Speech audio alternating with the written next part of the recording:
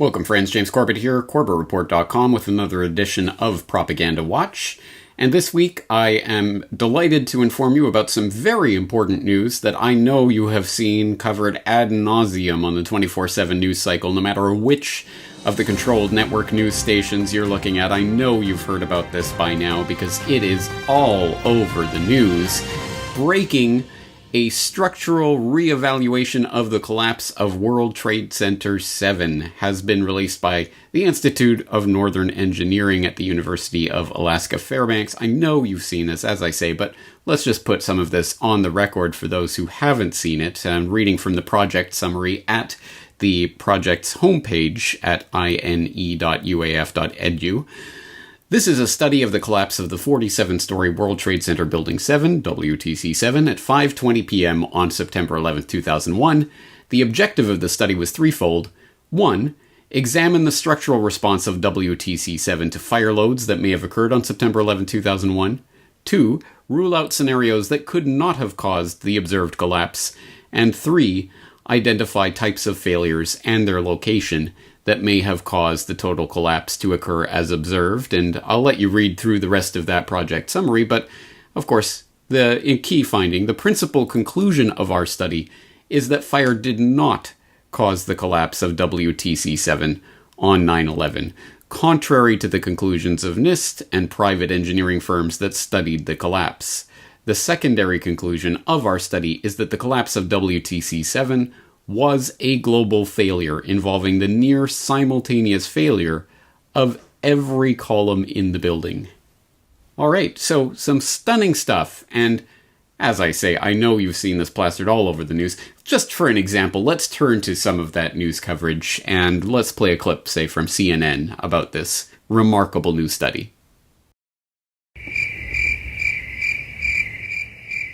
Wait, just kidding. Of course, this story is not being reported anywhere in the controlled corporate media, as I'm sure you probably really have noticed.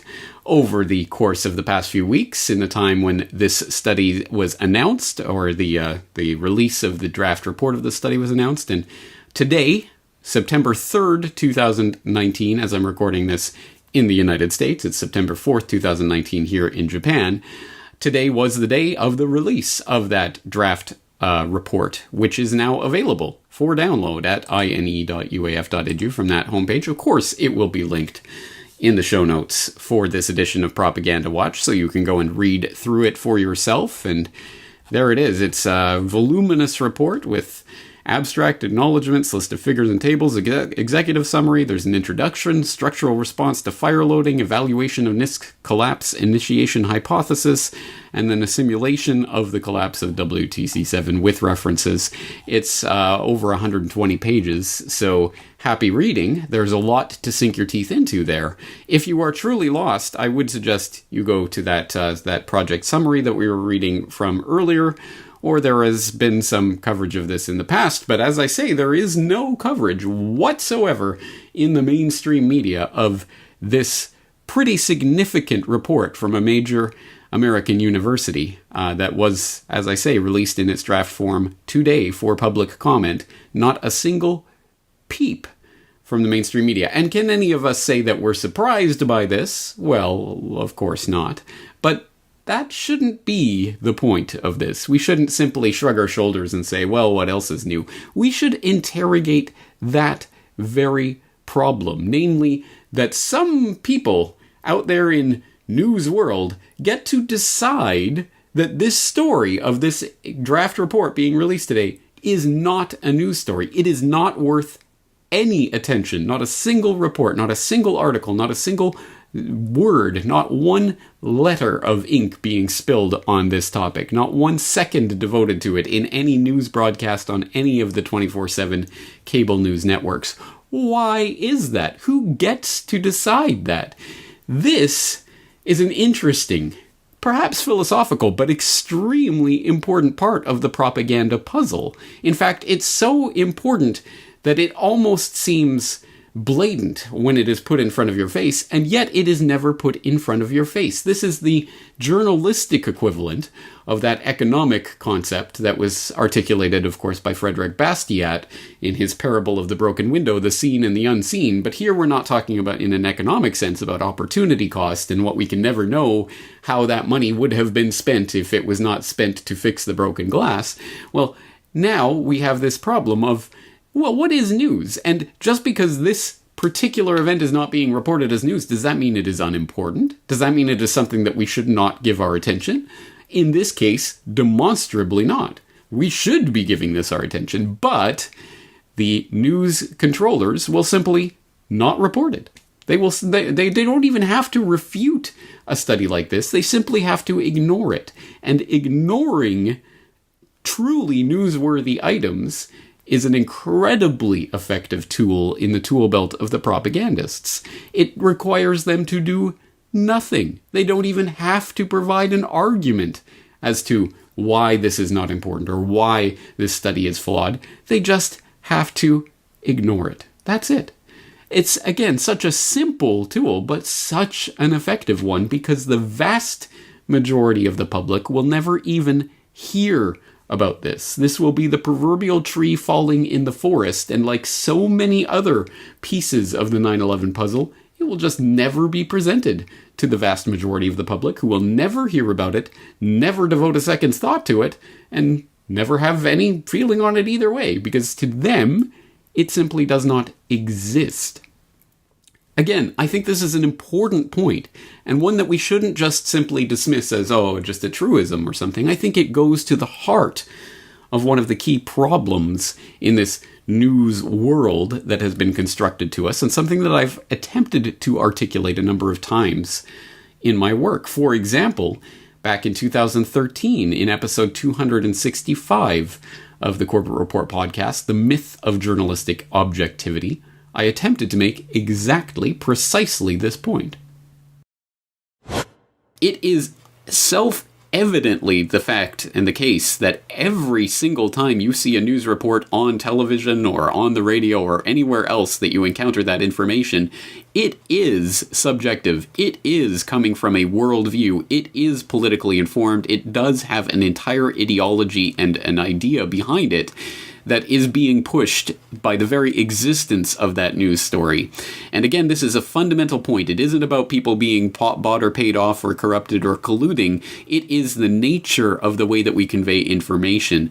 So that, for example, when you watch a news report on TV, whatever that report might be about, it is coming from an ideological viewpoint, insofar as some editor somewhere along the line has decided that this story should be reported on and not another story. So the idea of news itself is an ideological construction that, for example, we sitting in our homes need to know about the intimate details of a political scandal happening in Italy or whatever. If we see that on the news, then that is obviously something that someone thinks we need to know about. That in and of itself comes from a certain political ideology. And when, for example, someone does a random act of kindness for another person, well, that's not news. We don't talk about that on the news. Again, everything comes from an ideological perspective. Everything is ideologically informed in that manner. So even deciding what to cover and what not to cover is in and of itself an example of how journalism is not and can never be objective.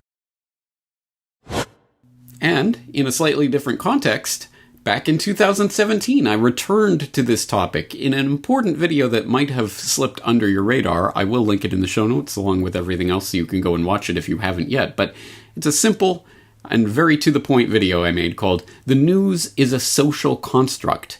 It is used to program you."